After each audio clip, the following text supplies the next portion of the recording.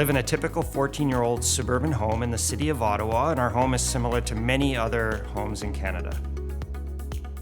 Our home is 2,200 square feet, excluding the basement, and our existing heating and cooling system is a high-efficiency natural gas forced air furnace with central air conditioning.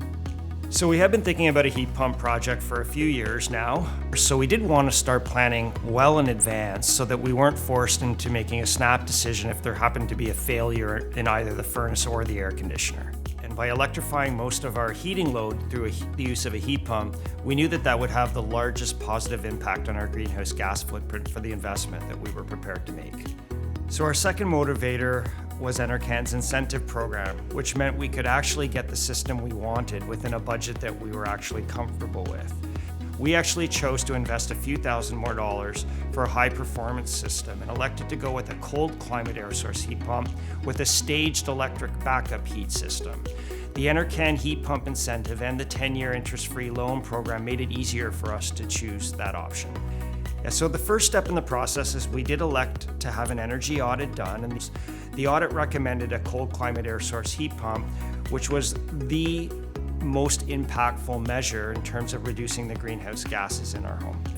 I also elected to engage an energy consultant who had experience with heat pumps, who helped me model performance of some different units, helped me explore backup heating options, validate and select equipment sizing. So some of the things you need to consider, which are so important to the planning process, is what system configuration makes sense for your home? What are the GHG and energy impacts of different system options? How are operating costs going to change over time as energy costs change? What size system will I need? What information will help us with design decisions?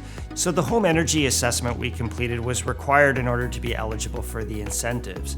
And what that audit did is provide a baseline energy score for our home and a list of measures for us to consider to reduce our energy and GHG footprint. We found a trustworthy contractor, and we reviewed the Enercan documentation on heat pumps and eligibility criteria for the grant.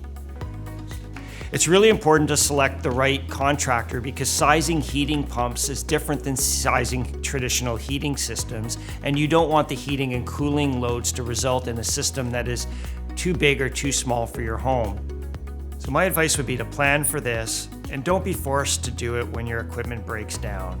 Be proactive about replacing your system, take advantage of available incentive programs, and do an energy audit and invest in right sizing practices.